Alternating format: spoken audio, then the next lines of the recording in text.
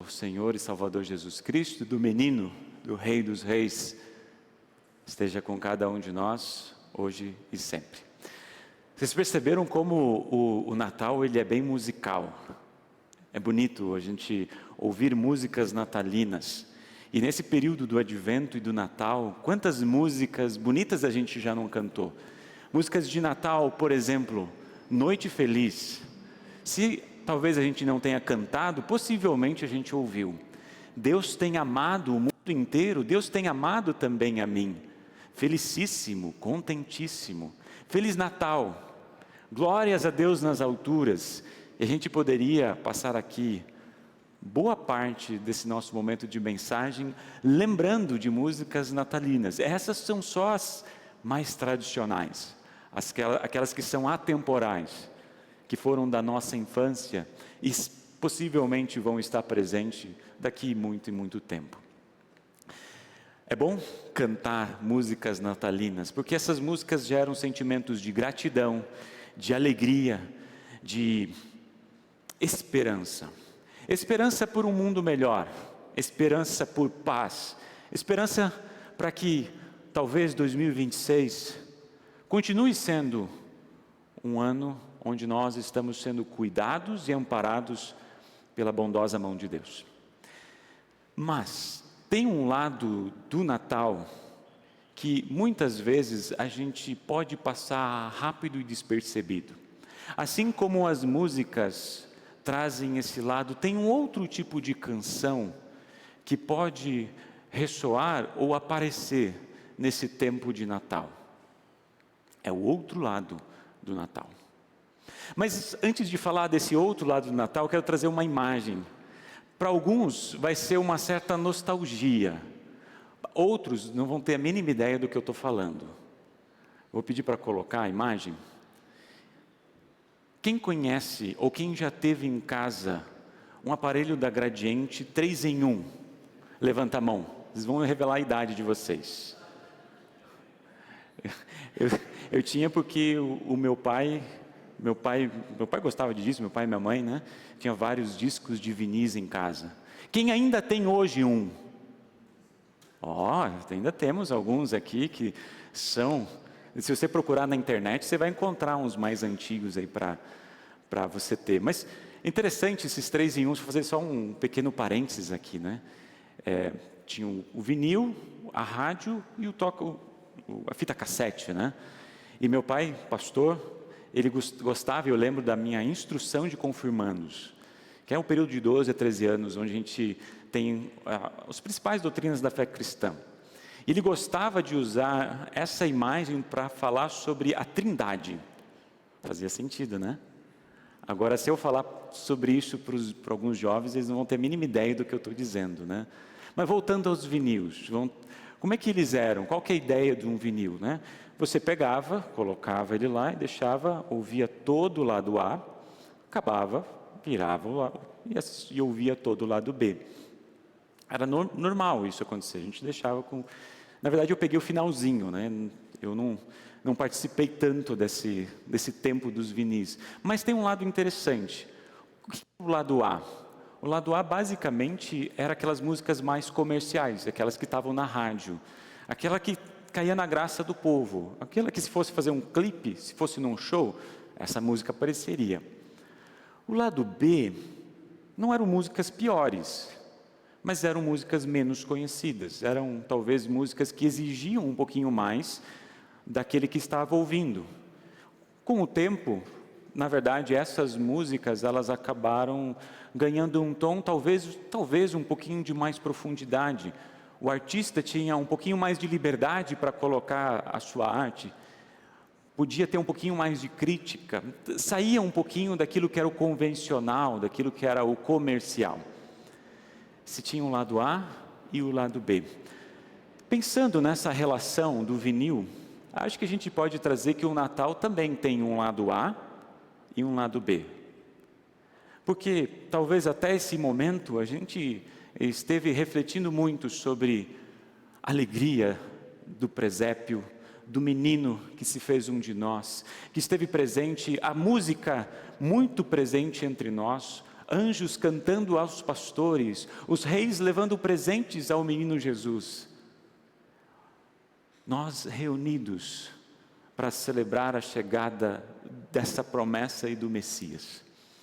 Mas tem um lado B também do Natal. Qual é esse lado? Não é o lado do presépio, das festas e celebrações, mas é o lado do exílio. É o som de cavalos de guerra indo até uma vila pequenininha, tirando a vida de pequenas crianças de 2 anos de idade. É o som de mães chorando por perderem os seus meninos. Tem um lado B, a história do Natal. Tem um lado onde revela a angústia, o pecado, a maldade do ser humano. Muito presente. Como é que hoje acontece quando a gente quer montar uma playlist? É fácil, né? Hoje a gente pega no nosso celular e monta de bandas totalmente diferentes, e a nosso bel prazer, a nosso gosto, daquilo que nós mais nos identificamos. Mas como era no tempo do vinil? Era muito difícil você pegar, eu gosto da música 1 e gosto da música 4. É muito difícil pular. Você poderia estragar o vinil, você poderia estragar a agulha do vinil. Então você tinha que, na verdade, caminhar por todas as músicas. Você não tinha como escolher muito o que eu gosto, o que eu não gosto. A igreja, sabiamente, desde o início, os pais da igreja logo colocaram uma data para não esquecer do lado B do Natal. Hoje, dia 28 de dezembro, para o lado ocidental. O lado oriental é dia 29 de dezembro. É comemorado, na verdade é lembrado, o dia dos Santos Inocentes. 4 dias após o Natal, a igreja ela não quis deixar esquecer esse outro lado do Natal. O que significa seguir Jesus? O que significou para os magos seguir Jesus? O menino, de fato, é um lado que a igreja nunca quis esquecer, que junto com as celebrações, as festas e o nascimento do menino Jesus, tem também um tempo de lamento, um tempo de sofrimento, um tempo de dor e um tempo de perseguição. A igreja cristã caminhou e caminha. O que tem do outro lado do Natal? Salmistas vão revelar isso. Quando, por exemplo, o Salmo 30 vai dizer que o choro pode durar a noite inteira, mas a alegria vem pela manhã. Vamos olhar um pouco para o texto.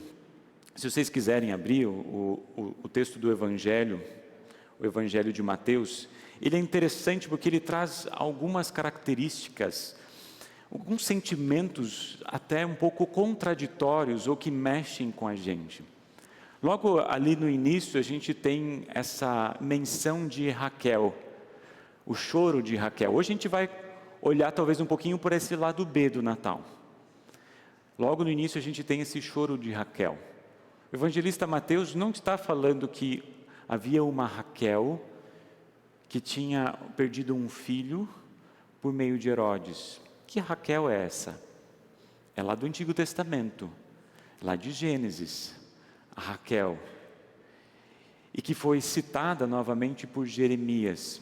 Mas qual é o ponto de Mateus, do evangelista, trazer esse relato do choro de Raquel, que não consegue ser consolada por perder os seus filhos? É para dizer que no meio da angústia, no meio da dor, de pais perderem seus filhos, e isso talvez seja algo muito difícil de a gente conseguir imaginar, mas existe, está presente. Há esperança e há consolo. Ou seja, talvez a gente vai pensar, mas se no Natal a gente tem essa expectativa da chegada do menino Jesus, que vem para carregar os nossos pecados, se fazer um de nós, declarar que Ele está aqui, conosco, por que a gente precisa passar por realidades assim tão difíceis? Por que no Natal, no dia 24, a gente tem as celebrações do presépio da chegada do menino Jesus, mas 4 dias depois nós temos o exílio. Por que nós ouvimos louvores dos anjos para depois ouvir choros de mães sem seus filhos? De fato, como responder isso? Como responder? Ao olharmos para o texto, nós não vamos encontrar uma resposta simples ou fácil. Na verdade, Deus, Ele não deixa claro, e nós nunca vamos compreender essa realidade, essa dor. Mas o texto também aponta que isso não é da vontade do Senhor, mas isso provém de um coração, da maldade do coração humano. Talvez, olhando para o texto, o menino Jesus deveria ter algumas semanas de vida. Se a gente lembrar, algumas semanas antes, José e Maria tinham levado Jesus para onde? Para Jerusalém, porque ele tinha sido apresentado, né, com 8 dias, Maria tinha tido seu rito de purificação, e o texto vem logo depois. A gente não sabe exatamente quando isso aconteceu, mas era nas suas primeiras semanas que os magos vieram visitar. Então, se a gente tinha a ideia de que era na noite de Natal, a gente traz para a noite de Natal para que todos os personagens eles estejam presentes. Mas bem possível que a vinda dos reis aconteceu algumas semanas ou até meses depois do nascimento de Jesus. E quando os magos vêm e adoram, colocam os seus presentes, até essa é uma relação um tanto interessante, né? Porque parece uma imagem até romântica, que eles levam presentes, uma alegria, ouro, incenso e mirra. Mas naquela mesma noite, o anjo avisa, não somente os anjos, não somente os magos, mas também avisa quem? Avisa José e Maria, peguem as suas coisas, saiam dali, porque vai acontecer algo nesta noite.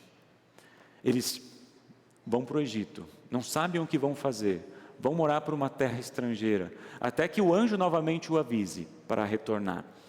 E quando Herodes fica sabendo de que os magos os havia enganado, que não retornaria para avisar aonde que estavam, plenos da fúria, aqui lá no versículo 16, né? Quando Herodes viu que os visitantes do Oriente o haviam enganado, ficou com muita raiva.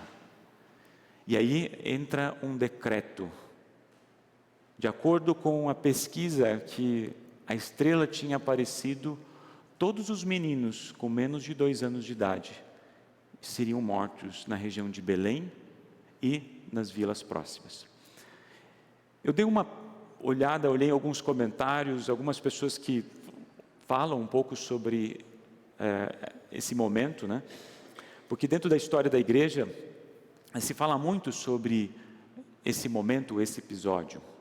Muitos dizem que Belém era uma vila muito pequena, não tinha muitas pessoas que moravam em Belém, era próximo de Jerusalém, em torno de 1 hora e pouco. Muitos dizem que foram em torno de 15 a 20 meninos que haviam sido mortos por Herodes naquele contexto. Agora, vamos ser honestos aqui, não importa se foram 5, 15, 40 ou mais, para aquelas mães ou para aqueles pais, para aquelas famílias, a dor ela é grande, o choro é amargo. A pergunta que fica: por que ler e meditar uma história logo após o Natal? Por que ler e meditar uma história assim logo após nós celebrarmos algo tão bonito e tão especial que é a chegada do Messias e do menino Jesus? Não parece contraditório? Os efeitos do Natal trazem em nós uma certa tensão. Sim, trazem uma certa tensão. Por um lado, a gente tem talvez um dos momentos mais alegres e felizes da nossa caminhada como igreja. De fato é. É um dos momentos onde a gente celebra a chegada do menino Jesus. Só que esse fato de Jesus fazer parte da nossa caminhada e da nossa vida, você lembra que antes eu falei que era um ato de coragem e de fé? Porque crer no menino Jesus significa oposição, significa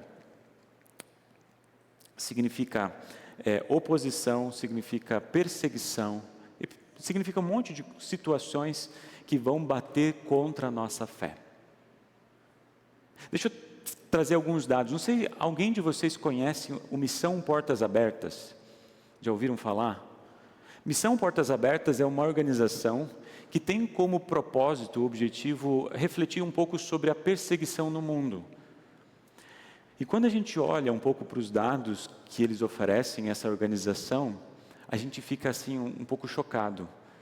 Talvez a gente não reflete tanto esse lado B do Natal. O que significa crer em Jesus? Alguns dados, por exemplo, de 2023, né, que tem dados completos, em torno de 365 milhões de cristãos vivem em países com níveis alto ou extremo de perseguição. Se a gente fosse fazer uma comparação, 1 em 7 cristãos vive algum tipo de perseguição. É bastante. Ele também tem um outro dado que em torno de 90% dos países tem algum tipo de assédio religioso ou perseguição aos cristãos. E claro que isso se intensifica em países em que são mais autoritários, regimes de um extremismo religioso.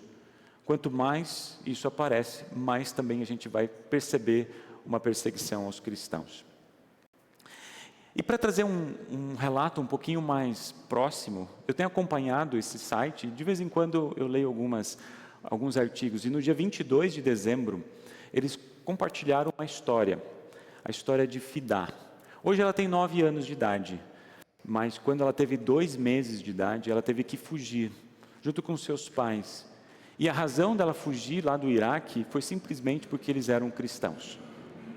Tem várias histórias assim ali nesse Missão Portas Abertas.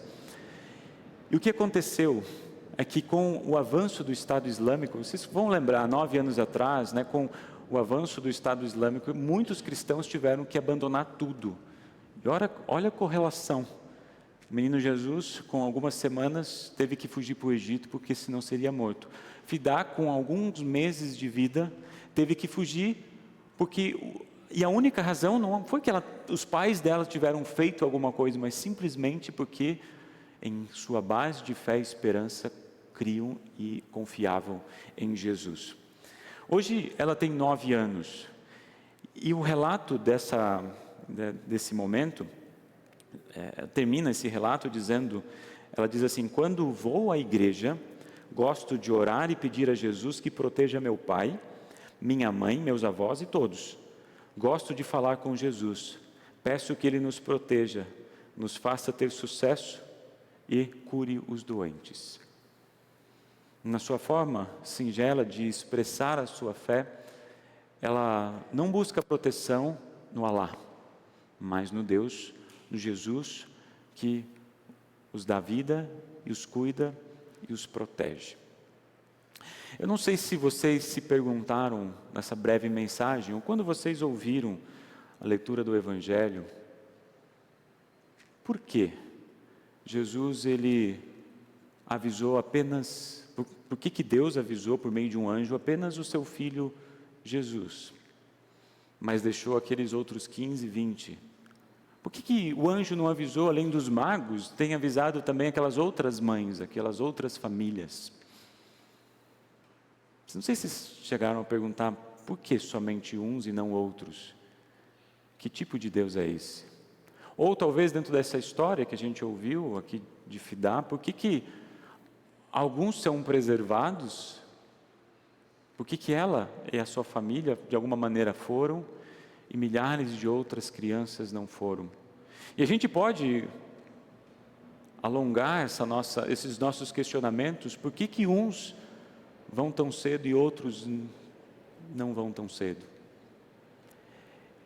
E essas são perguntas muito difíceis de responder. E que a gente lê um texto desse, são as primeiras coisas que vêm na nossa mente e no nosso coração. Mateus, o evangelista, não responde essa pergunta. E nem em um outro momento no texto bíblico a gente vai ter essa resposta, no sentido assim, ó, Deus tem um plano maior na sua vida.